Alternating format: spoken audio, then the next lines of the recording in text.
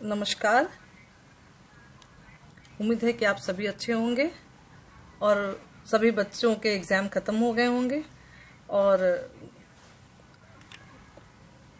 कुछ बच्चों के एग्ज़ाम चल रहे होंगे।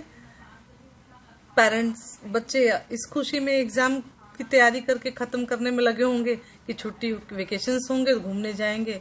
और पेरेंट्स के बैकअप प्लान अलग चल रहे होंगे कि उनकी भी छुट्टियां होंगी। साल भर बहुत मेहनत होती है बच्चों के पीछे, उनको रेडी करना, तैयार करना। लोगों के अंदर गर्मी की छुट्टियों को, समर वेकेशंस के लोग को लेके इतना उत्साह होता है मन में कि कब छुट्टियां पड़ेंगी और हम कब घूमने जाएंगे।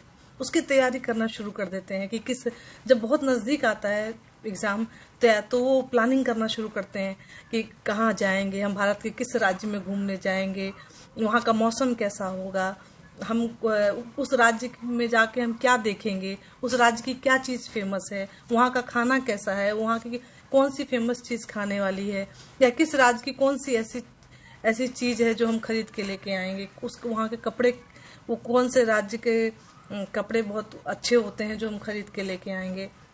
इस सब चीज़ों की हम प्लानिंग कर रहे होते हैं। बस हम एक चीज़ की प्लानिंग नहीं करते समर वेकेशन में, वो है हमारी भाषा। इतने सारे टेंशन के बीच में हम क्या पहनेंगे, हम क्या जाएंगे, हम क्या किस राज्य में जाएंगे, वहाँ का खाना कौन सा फेमस खाएंगे, क्या चीज़ें होंगी, क्या हम करेंगे वहाँ जाकर। इस सब तैयारियों के बीच में केवल एक चीज़ होती है कि हम भाषा की तैयारी नहीं करते, क्योंकि हमें ये पता है कि हम किसी भी राज्य में चले जाएं, अच्छी, टूटी फूटी या बहुत अच्छी, हमारे पास एक ऐसी भाषा है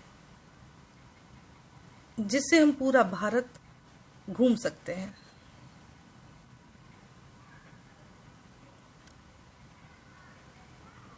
भाषा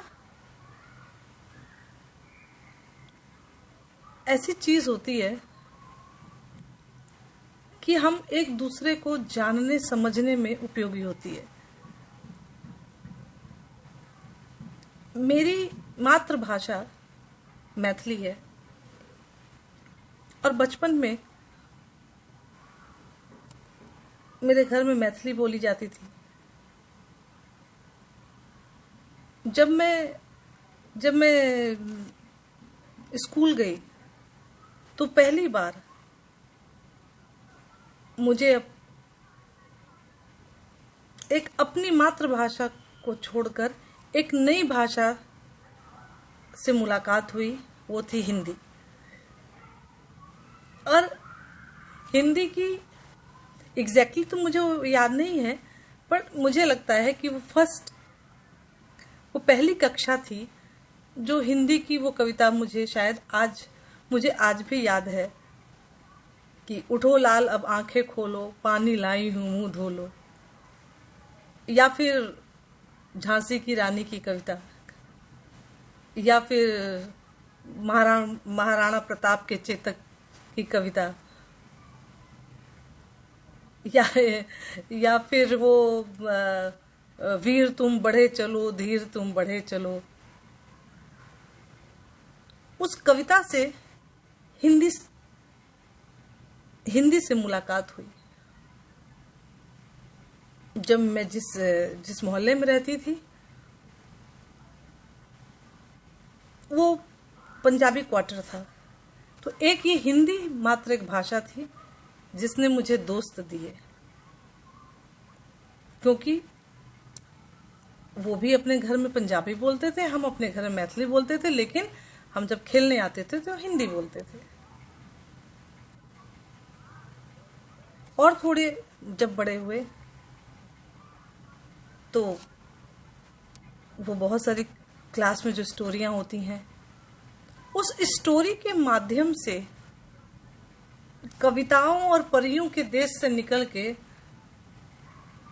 भारत घूमना शुरू किया। चाहे वो छोटी स्टोरी ईदगाह हो, या वो नैनीताल की सैर हो, या वो आत्मकथा कश्मीर की सैर हो, जहाँ हमने वो एक ब्लैक एंड वाइट सी पिक्चर बनी होती थी, ब्लैक एंड वाइट पे वो हाउस बोट की पिक्चर बनी होती थी, और बहुत इंटरेस्ट लेकर उस पिक्चर को देखते थे कि यारे बोट पे कैसे घर होते हैं, पानी के अंदर कैसे घर फ्लोट होते हैं। और उसमें कोई अपनी आत्मकथा के माध्यम से बता रहा, मतलब स्टोरी में थी कि कोई अपनी आत्मकथा सुना रहा था और बता रहा था कि वो डल झील में ऐसे बोट थे, और फूल डल झील में वो ये नाव के ऊपर फूलों के बाजार फूल से सजे हुए थे। मानो जैसे उस स्टोरी को पढ़ते हुए मानो उस समय हम कश्मीर चले गए हों, ऐसा लगता था। और बड़े जब हुए तो इतिहास में मेरा इंटरेस्ट रहा, क्योंकि हम लोग हिंदी मीडियम के स्टूडेंट थे और इतनी ज़्यादा ट्यूशन फीस देने की हमारी फैमिली की इतनी ज़्यादा ताकत नहीं थी। तो चूंकि हम घर में ही पढ़ते थे, तो इंग्लिश हमारी इतनी अपनी ताकत से जितनी इंग्लिश पढ़ी थी, कोशिश की थी पढ़ने की, उतनी आती थी। लेकिन ये हिंदी भाषा ही थी जो यूपीएससी जैसे एग्जाम को फेस करने की ताकत मुझे कहीं ना कहीं दे रही थी। जब मेरी शादी हुई तो मैं वेस्ट बंगाल गई, कोलकाता गई। चूंकि मुझे बंगाली आती नहीं थी, तो ये हिंदी ही थी जिसने मुझे बंगाली कल्चर के नजदीक लाया। वहां से हम शिफ्ट होकर मुंबई आए। मुंबई जो हमारी कर्म भूमि बन गई, बहुत कुछ दिया इस शहर ने।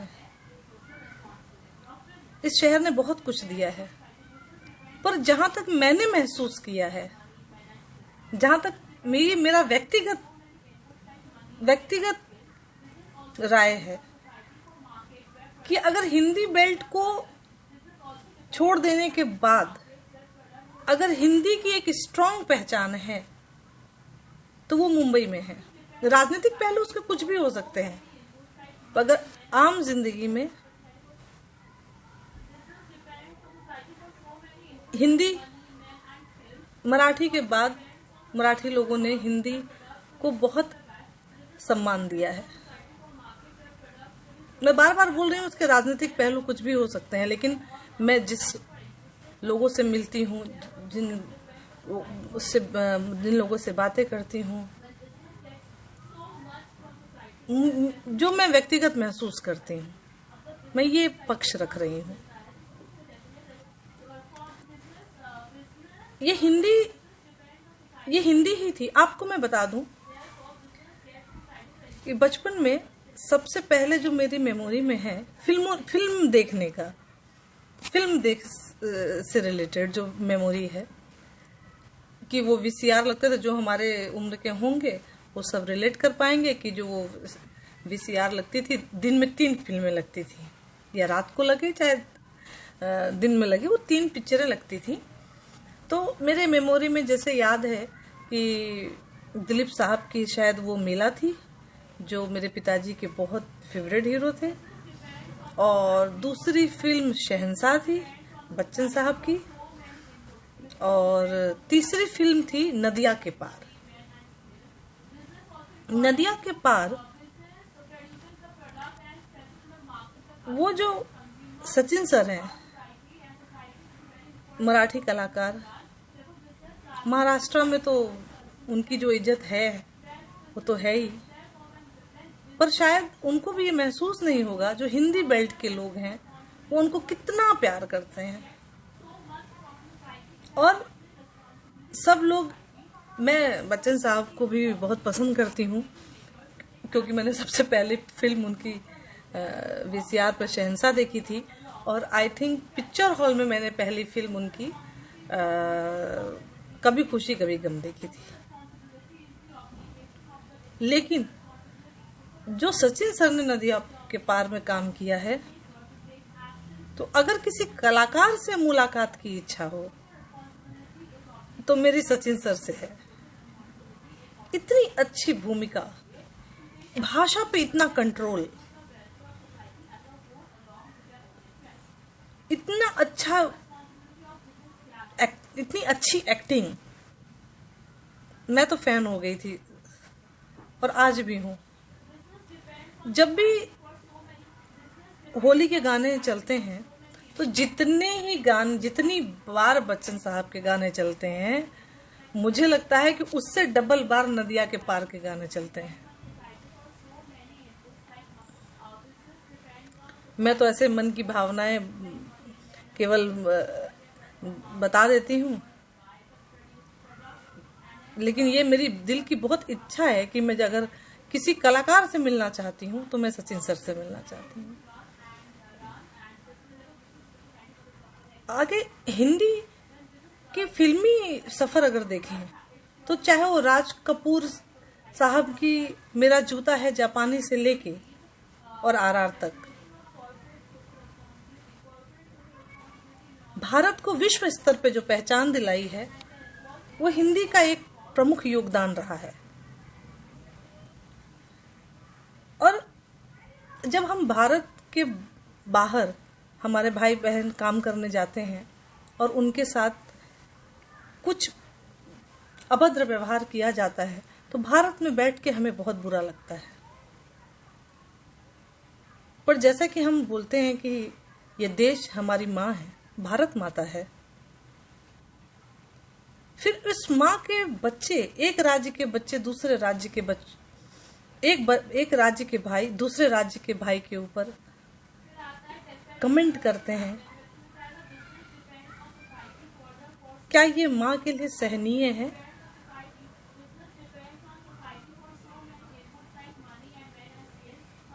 भाषा हिंदी को क्या जगह मिले नहीं मिले मैं नहीं जानती हूँ।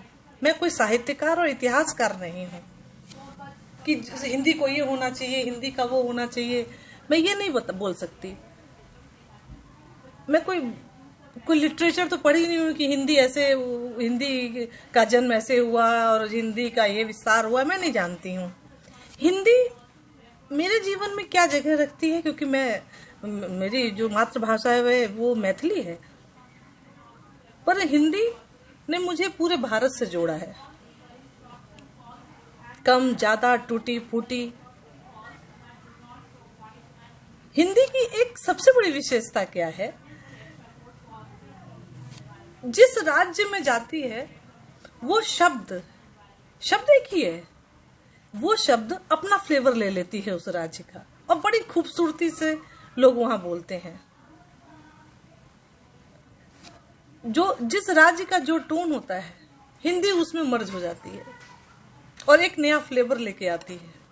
तो आप किसी भी राज्य के लोग जो हिंदी बोलते हैं वो आप उनके मुंह से सुनिए, देखिए क्या फ्लेवर है।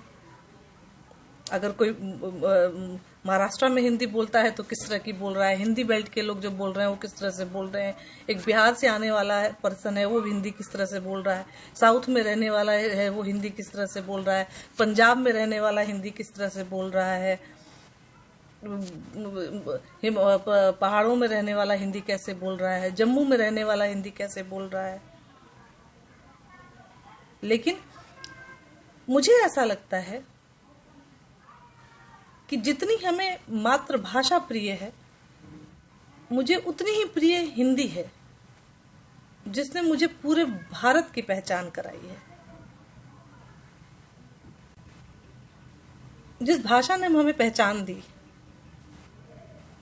हमें रोटी दी, इससे बड़ा सम्मान किसी भाषा के लिए और क्या हो सकता है।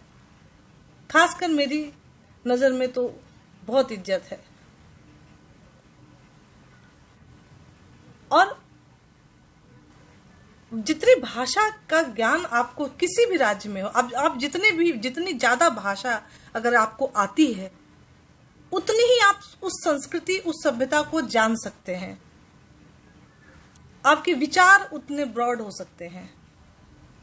आप भारत को जानने का मौका उतना अच्छा आपको मिल सकता है। तो केवल हिंदी ही नहीं, आप जितनी ज्यादा भाषा जान सकते हैं जानिए। जिस क्षेत्र में जाते हैं उस क्षेत्र की भाषा को जानने की कोशिश कीजिए। उस भाषा को आप जानेंगे तो उसकी संस्कृति के नजदीक आएंगे, उस संस्कृति की अच्छी बातों के नजदीक आएंगे। तो अब जब समर वेकेशंस आ रहे हैं तो पैकिंग का टेंशन लीजिए, क्या देखेंगे उसका टेंशन लीजिए। इसका टेंशन मत लीजिए कि हम वहां किस राज्य में जाएंगे तो हम कैसे कम्युनिकेट करेंगे, क्या करेंगे। उस राज्य में जाएंगे तो उस राज्य के लोग मुझे अच्छी इंग्लिश नहीं आती है, वहाँ की लैंग्वेज नहीं आती है, तो हम कैसे कम्युनिकेट करेंगे। इस सब का टेंशन छोड़ दीजिए। आप पैकिंग कीजिए और उस राज्य में पहुंच जाइए। देखिए, टूटी फूटी जैसी भी है वो राज्य आपका वेलकम करेगी। और भारत के कोने से कोने इलाके में जिस भी क्षेत्र में आप जाना चाहते हैं, बैग पैक करके निकल जाइए भारत की खोज में, अपने भारत को जानने के लिए।